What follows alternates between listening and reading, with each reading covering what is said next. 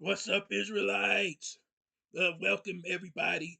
Much love and respect to you.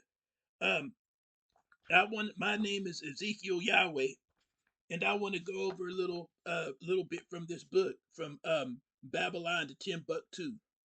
And this is written by Dr. Rudolph Windsor, and it's very reasonably priced.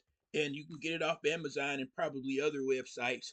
But it has a lot of good information that for anybody to know, but especially African Americans and descendants of the transatlantic slave trade, who are the the descendants of the slaves in South America, Central America, North America, um,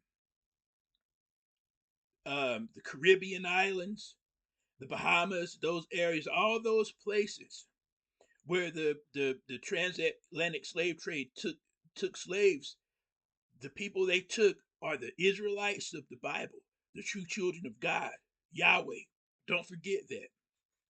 So, this says here, this is on page 132. And now, this is by a European priest. Dr. Alan H. Godbey is a European rabbi, a Jewish rabbi. And he knew that the African Americans are the children of God. He knew that we're the Jews. So listen, page 132. Dr. Alan H. Godbey postulates the position that black Jews were on the West African coast from Senegal to Angola, and they, the Jews, were driven to this area from the central Sudan by Muslim propagandism. Having a knowledge of the black Jews in the United States, Dr. Godbey arrived at this conclusion.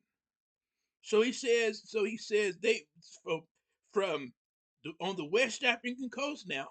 He knows that Dr. Alan H. Gabe knows that black Jews were on the African coast all the way from Senegal, all the way down to Angola. And Africa's huge. Remember this, that the United States can fit in Africa 4 times or more. And so that's no small area from Senegal to Angola. And so and it was Islam that kept driving the black Jews from Sudan, from the Sudan area. And now, because they didn't want to convert. So now he says, having a knowledge of black Jews in the United States. It is the truth. People who don't know, for those who are new to this, read if you want to know the truth about the Bible tells who African Americans are and the descendants of the slave trade. Read Deuteronomy 28, chapter 28, and particularly the second half of it. Like I would say, for what we experienced in slavery, like from just you'll see where it changes from the blessings to the curses if the Israelites. So there's blessings when the Israelites obeyed Yahweh, but then on the second half of Deuteronomy 28 are the curses that would happen if the Israelites disobeyed him. And that's how our people ended up going into slavery. And we match perfectly. So just read Deuteronomy 28 and pay particular attention to the second half, and you'll see that it's the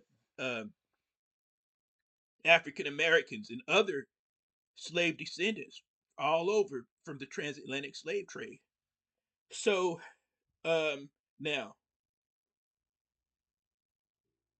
it's the truth, and when people say it, they're not lying. That when people when the Israelites, or there's a lot of other people, there's white people who are admitting it. There's Jewish European Jews admitting that we're the children of God, that we're the Israelites, the original true Israelites from the bloodline of Abraham, Isaac, and Jacob. So now, Dr. Gabe arrived at this conclusion. These facts have peculiar significance when the presence of Judaism among American Negroes is to be considered. Hundreds of thousands of slaves were brought to America from this Western Africa during the days of the traffic, beginning nearly 400 years ago. Now, this book was written, I believe, in the 70s. So at that time, the 400 years had not been completed yet. So let me go on. But it's still, the book is totally valid and totally right. So now the question is asked, how much more of Judaism survived among West African Negroes in their earlier time? As persecuted communities, they were rather more in danger than other Negroes of being raided by war parties and sold as slaves. So the Israelites were the ones who were picked out and sold into slavery. But now, as advanced knowledge comes, we realize that other Israelites, other who are the Negroes, were selling each other as well into the slave trade. In other words, remember this: Professor Tudor Parfit, who wrote the book Black Jews in the African Americas, he had a special on one of these networks on a couple. I saw where he did a special like on something like National Geographic or something, one of those channels. And he had a special about the Limba Jews where people laughed at them, but then their blood, when they did a DNA test, it proved that the Limba came from where they said they came from the area of the Middle East, and they are Jews. But not only them, all the Bantus and the Bantu related people, the ones known as Negroes, that includes the Igbos and the Yoruba and the Ashanti people and the Yebe people and the Fon people and um all the Akon people are Israelites and many more. The Mandinka Wolofs, the Obenbundu, the all the Bantus, Zulus, Kosa, and Shona, Ndimbele, uh, the Baluba, the Bakongo people, the Serer, the Jola, the I mean the Mamprusi, uh, the Gaadengbe people are Israelites. All these people and all the related people who speak the Niger Congo languages are the true children of Israel from the true children of God Yahweh. So that's who was sold. That's who was there in the West Africa, and that's who was sold into slavery. And so it's like, while they're all Israelites, it would be like this. People, from what I understand, normally, the vast amount of time, you didn't sell people from your own group or your own tribe. You sold people from other people's tribes or your other people's groups. In other words, you're not going to sell your own family member into slavery, but say somebody else, you may know, yeah, you may know that you're all the same people, or you may know that you have similarities, but they're over there. You don't care about them. Maybe you've been having disputes over land, and you've been having war, fighting, or conflict going on for many years. So the best way you get rid of them, and then you make money doing it, a trade or whatever. You know. So people didn't sell their own people; they sold other people that was not their own group or their own tribe or own families. Now it's possible that I've read that if somebody did something bad within a group or a tribe, they could be sold. It had to be something really bad, but that could happen then. But yeah, yeah, you have a conflict or you have enemies over there. You don't care about selling them because they're not your immediate people, your immediate family. That's how that was. And then there were people taken by the Europeans. There was the Arab slave trade, which is still going on. There's even the slavery of our people has not ever ended. But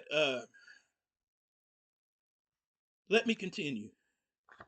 Uh, Now, it may be considered certain that many partially Judaized Negroes were among the slaves brought to America. Now, listen to what it said. Now, it says, how many of them might still hold some Jewish customs here is another question. But now, before Dr. Godbey published his book, The Lost Tribes of Myth, Rabbi Matthew organized a Hebrew congregation in 1918 and proclaimed that the black people of the United States and the West Indies are the original black Hebrews. Did you hear that? Before Dr. Godbey published his book, The Lost Tribes of Myth, Rabbi Matthew organized a Hebrew congregation in 1918 and proclaimed that the black people of the United States and the West Indies are the original black Jews. So it's for real. People know it. And there's many European Jewish, white Jewish rabbis who know this. And people, older people, many people know this. Though it doesn't get into the mainstream education and news that much. It's not there, but they know. The elites know who we are, people. They know who you are. That's why they treat us the way that they do. They've always known that we're the children of God, Israelites. We're the children of Yahweh. So, um, there are hundreds of thousands. Now, let me get it. So Rabbi Matthew proclaimed that the black people of the United States and the West Indies are the original black Hebrews. Now, there are hundreds of thousands of black African Hebrews scattered throughout the United States, not only in the urban areas, but also in the rural communities of this nation. With the revelation of ample historical evidence, the authenticity of these black Hebrews can no longer be questioned. Okay, so so we're known as the Jews. Now listen, many, and it's hundreds of thousands, millions of us really. That's who we are. And not only in urban areas, but in the rural communities of this nation. Now, this is very important. I want to reiterate this and then I'll be done with this reading. Um, with the revelation of ample historical evidence, which there's unbelievable, huge, enormous amounts of information about us being the Israelites. The authenticity of these black Hebrews can no longer be questioned. That's it. It cannot be questioned. It's too much proof. I was shocked because when I heard it, I didn't believe it at first. I believe it now. So,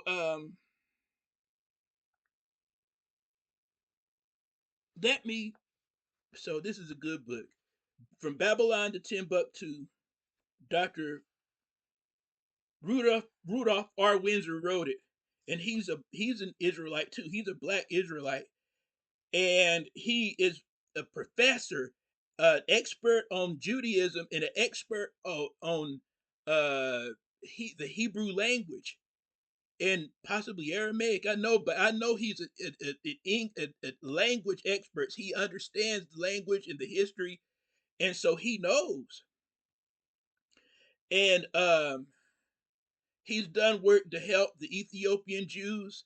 You know, and so he knows all of this. So get this book, but what does it all mean?